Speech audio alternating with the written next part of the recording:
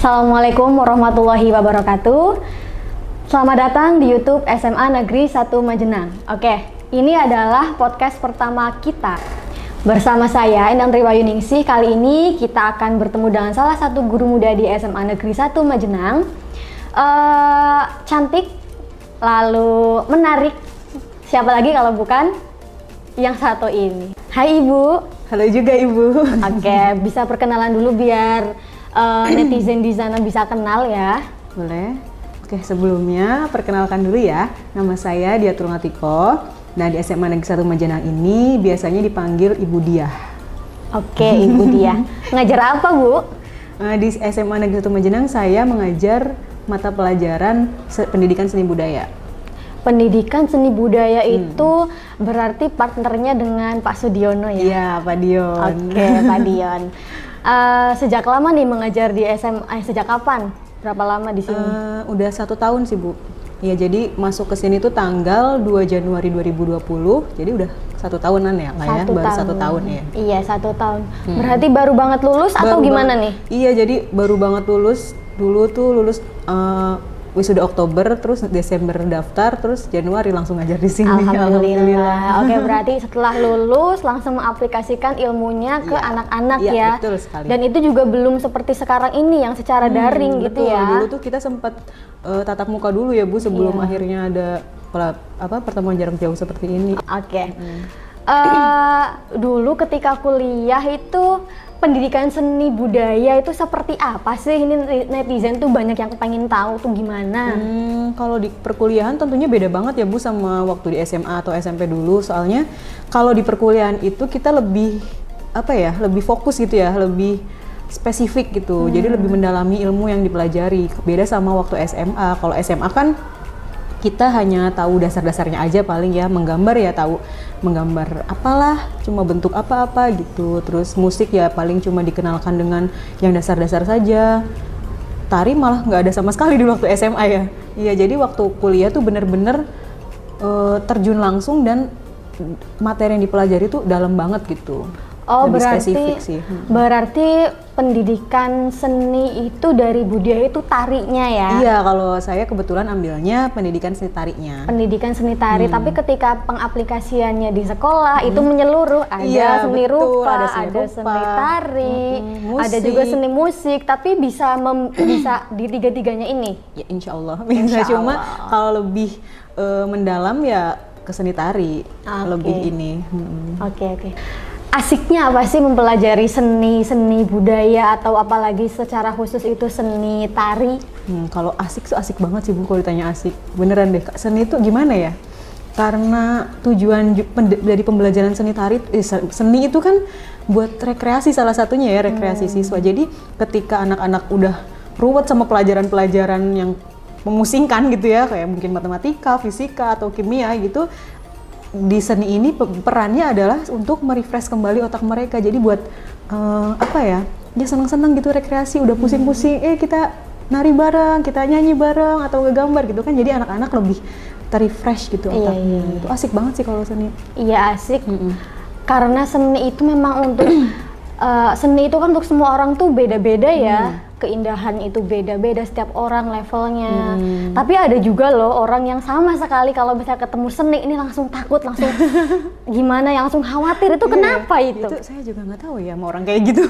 Mungkin atau bidangnya nggak di situ. Mungkin bisa jadi sih. Mungkin nggak ada rasa ketertarikan kali ya. Jadi ya gimana ya, kalau udah nggak ada rasa ketertarikan pasti ya nggak mau lah ya gitu. Padahal ketika sudah mengenal terus dia terjun ke dalamnya pasti ya enjoy juga gitu, nanti lama-lama juga suka juga gitu. Prospek mengambil jurusan pendidikan seni di masa depan itu apa? Prospek kedepannya tentu saja mengajar ya Bu, karena saya kan ambilnya pendidikan. Nah terus karena peminat seni itu sedikit banget ya, tapi peluang kerjanya di sana tuh, lowongan kerjanya tuh di mana-mana ada gitu loh. Jadi otomatis peluang kerja untuk seni pendidikan itu banyak gitu, beda dengan jurusan-jurusan lain ya, bukannya sedang menjatuhkan jurusan lain atau bagaimana, tapi kenyataannya emang seperti itu gitu.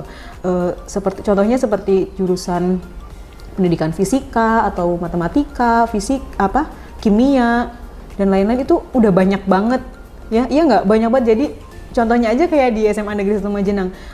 Yang udah melamar tuh banyak banget, tapi ternyata gurunya masih penuh gitu. Jadi kayak waiting list gitu. Sedangkan seni itu kosong gitu loh. Maksudnya gampang kosong gitu karena emang dari orangnya sendiri tuh juga udah nggak ada gitu, jarang yang ngambil pendidikan seni gitu. Iya, dan juga mungkin butuh orang-orang yang profesional ya untuk bisa membidangi itu. Nggak bisa kan orang cuma bisa gambar, bisa langsung diutus menjadi guru seni kan nggak ya. Memang harus ada profesionalnya sendiri gitu ya. Apalagi dengan latar belakang yang sudah spesifik pendidikan seni gitu. Oke, berarti tadi antara seni di kuliah dan di SMA itu memang berbeda ya. Beda sekali. Jauh Oke. beda. Lalu ketika ada siswa nih yang memang berminat untuk mengambil pendidikan seni besok ketika di universitas, itu tipsnya apa? Yang pertama nih untuk anak-anak dimanapun kalian berada yang mungkin sekarang sudah memiliki niatan untuk untuk melanjutkan ke perguruan tinggi, mengambil apa yang sesuai dengan bakat kalian, apalagi di seni, ini jangan takut-takut ya. Jangan dengerin kata orang lain yang katanya, nanti seni kamu ke depannya mau jadi apa, atau seni tuh nggak bermanfaat lah, apa gitu ya Bu. Kan kita sering banget nggak sih denger yang kayak gitu, kayaknya seni tuh terlalu disepelekan gitu sama orang-orang gitu ya. Nanti jadi apa? Iya, kamu udah nggak spesifik banget kerjanya ngapain, cuma gambar. Iya, sering banget saya dapat omongan seperti itu dari orang-orang. Tapi kenyataannya nggak seperti itu Bu. Ya, contohnya saya mengalami sendiri gitu ya. Dulunya saya masuk seni itu juga sama orang-orang tuh kayak, kamu apaan seni tari gitu, pendidikan seni nanti mau jadi apa gitu. Tapi terbukti setelah sekarang ini saya mengajar, terbukti oh iya ya, dulu coba aja kalau saya nggak jadi ambil pendidikan seni, coba aja kalau saya ambil pendidikan yang lain, mungkin saya sekarang belum nggak dapat kerjaan secepat ini gitu loh gitu. Jadi jangan takut buat kalian yang memiliki keinginan untuk terjun di dunia pendidikan seni, langsung aja, jangan ragu-ragu, yakinkan kedua orang tua kalian prospek kerjanya nanti kedepannya seperti apa. Terus yang penting itu adalah kalian nantinya saat menjalankan kuliah itu kalian nggak tertekan gitu loh Bu ya. Kalau misalnya menjalankan kuliah dengan hobi itu kan asik gitu ya. Iya, betul. Iya, jadi ya enak aja gitu, nggak ada rasa tertekan lah atau apalah. Kita setiap kuliah kita rekreasi, kita refreshing, kita menjalankan hobi kita gitu. Betul. Jadi jangan sampai takut untuk melanjutkan ke jenjang yang lebih tinggi kalau emang kalian benar-benar mau niat di seni. Oke, jadi untuk kalian nih yang memang sudah punya niatan, sudah punya minat, udah punya bakat, apalagi kembangkanlah. Apalagi sekarang ya era digital itu di mana misalnya kalian bisa desain, pinter desain, pinter gambar, nantinya itu tidak untuk konsumsi kalian sendiri. Sekarang banyak loh online shop atau yang lain tuh butuh jasanya kalian. Betul. Orang bisa berjualan belum tentu bisa desain, makanya ambil jasanya kalian. Iya, betul. Apalagi tentang fotografi dan lain-lain, seni tuh banyak banget kalau kalian bener-bener kembangin, di masa depan itu akan bisa menjadi penghasilan yang mungkin akan besar gitu. Karena ya, Bu? mungkin itu peluang sih ya Bu namanya ya, karena orang jarang mengetahui tapi kita udah tahu duluan nih ke depannya. Jadi wah ya itu, jadi yang namanya peluang yang besar tuh seperti itu, karena orang-orang banyak nggak tahu, orang-orang banyak menyepelekan, tapi kita mengambil kesempatan itu gitu. Nah intinya banyak-banyak lihat peluang, banyak-banyak kita memanfaatkan kesempatan. Ketika udah punya bakat, manfaatin. Jangan takut sama omongan orang yang nanti itu seni ngapain sih? Seni musik main gamelan, main angklung, main organ di nikahan orang. Enggak, apalagi sekarang era digital itu udah keren banget. Di masa depan tuh akan bisa menjadi perhitungan. Kalian pinter musik, bikin cover lagu di YouTube, dapat AdSense kan lumayan, ya kan? Pokoknya luas banget lah dunia seni itu. Mungkin mereka orang-orang yang beranggapan seni itu apa sih, mungkin mereka nggak tahu aja gitu ya. Orang-orang berpikiran sempit aja sih gitu. Yang jelas kalau orang-orang seni biasanya pikirannya tuh luas. Nah, jangan cuma terpaku dalam satu titik gitu. Semua hal itu bisa dipikirin kalau kita itu punya inspirasi yang banyak. Betul. Gitu. Oke. Yang lain lagi nih Bu, ini kan lagi daring ya, lagi daring, pembelajaran jarak jauh, entah sampai kapan pandemi berakhir kan. Nah, bagaimana caranya mengaplikasikan pendidikan seni itu sendiri? Karena saya taunya kan seni itu kan kita praktek. Praktek ya, iya. Nah kalau cuma teori kan, aduh bosan banget sih teori ini gimana ini metodenya?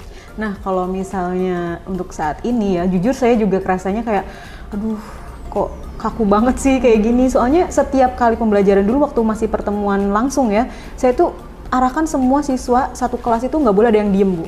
Jadi semuanya harus aktif, semuanya harus bergerak tuh. Nah sekarang setelah daring, ya ampun ya gimana mau gerak ya Bu ya, orang di Zoom aja misalnya atau apa yang secara online gitu. Ya gimana kan nggak asik ya Bu kalau kayak gitu. Paling ya saya hanya memberi tugas aja sih. Jadi sekarang lebih tetap berpedomannya kepada LKS aja. Terus ngerjakan tugas dari LKS. Nah untuk selanjutnya nanti kalau di akhir semester baru nanti saya akan adakan praktek melalui video. Gitu. Oke, nah, jadi besok nih di semester 2 tunggu kalian ya.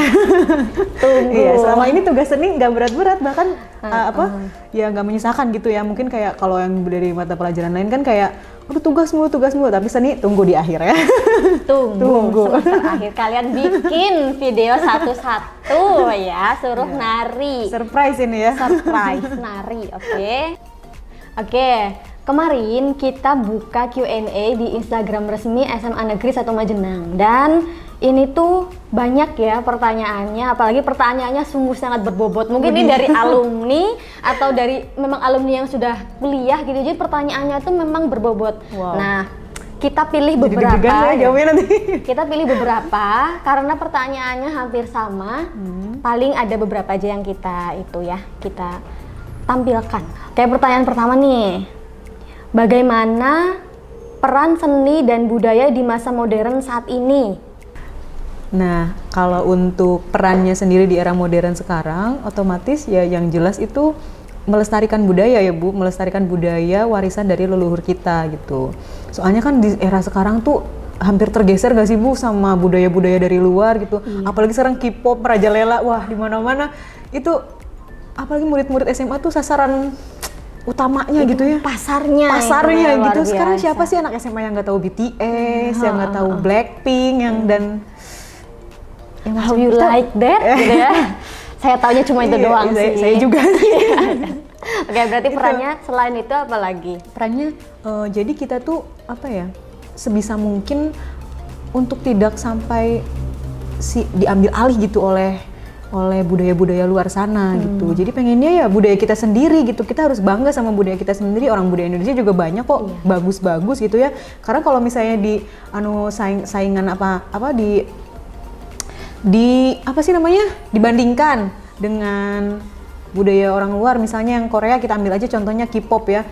Dengan dance-nya mereka gitu ya, Indonesia nggak kalah bagus tuh. Kita dari Sabang sampai Merauke kita punya semua tarian gitu ya, dengan bentuk-bentuk yang beraneka ragam, dengan apa pakem-pakemnya masing-masing, dengan filosofinya masing-masing, itu jauh lebih indah gitu. Jadi geraknya juga nggak asal gerak gitu. Terus kalau mau dibandingin dengan lagunya, ya lagu-lagu Indonesia juga bagus-bagus ya Bu ya. Iya, apalagi daerah-daerah lagu-lagu Nusantara tuh pesannya juga mendalam, terus musiknya bagus. Pokoknya kalau dibandingkan tuh ya kita sebenarnya lebih bagus gitu. Nah, tinggal tugas kita itu untuk menyadarkan itu kepada masyarakat Indonesia, terutama siswa-siswa kita nih yang nantinya akan menjadi penerusnya gitu kan. Kalau misalnya sekarang siswa kita terus dicekokin sama budaya-budaya Barat, budaya Korea dan lain-lain, itu ya nanti siapa yang mau meneruskan gitu budaya Indonesia? Nanti malah anak cucu kita bisa-bisa nggak tahu nih kalau ternyata Indonesia tuh ternyata Jawa Tengah tuh punya tarian gambyong, punya tari merak dan lain sebagainya gitu. Taunya ya udah dance cover aja yang seperti itu gitu loh. Iya betul.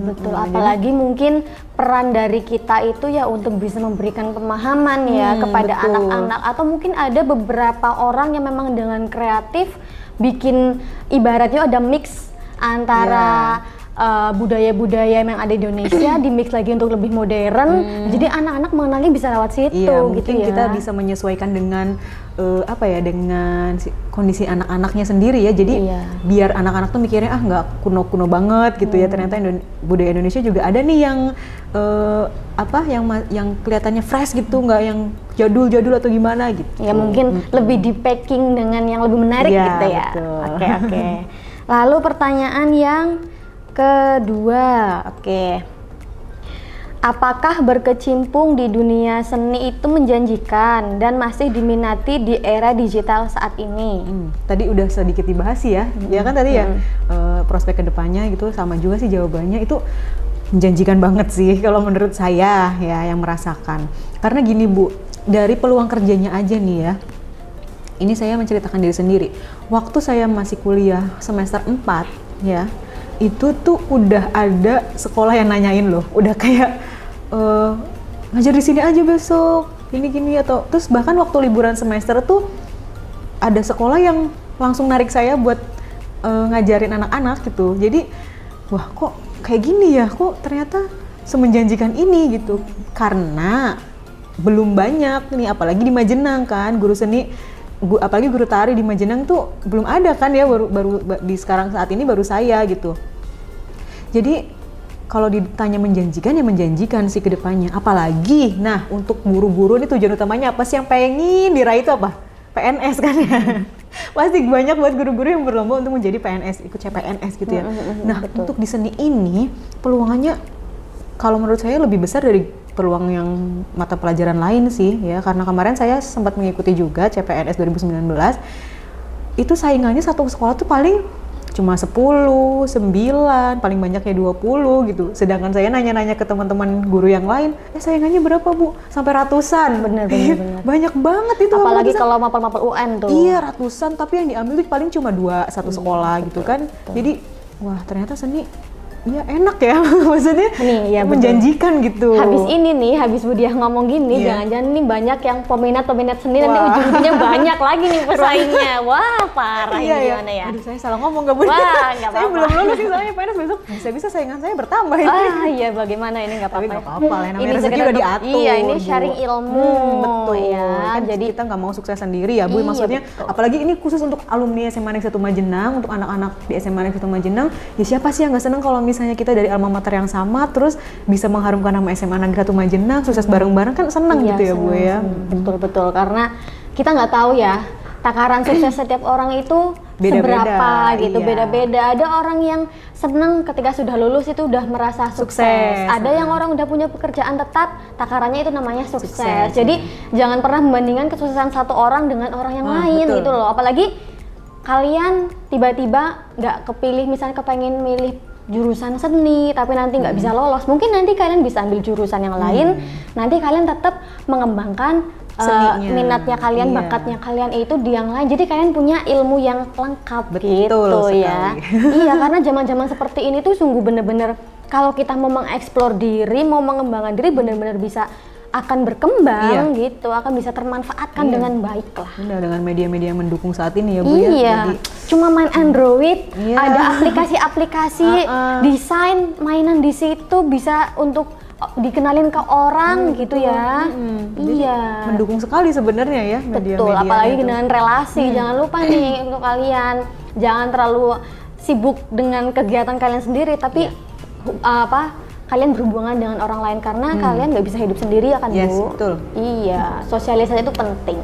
Terima kasih Ibu Diah sudah meluangkan waktunya untuk podcast hari ini. Mudah-mudahan bermanfaat. Ya, amin. Dan para penonton juga akan terinspirasi dari podcast yang sudah kita tayangkan nih. Amin. Itu harapannya gitu ya Bu ya. Ya, harapannya. Podcast itu harapannya seperti itu. Nah, betul. Jadi setelah ini mungkin kalian yang masih ragu mengambil seni, atau kalian yang masih galau, bimbang tentang masa depan seni itu seperti apa, dari video ini bisa mengambil manfaat, mengambil inspirasi, dan lebih kembangkan lagi diri kalian, begitu.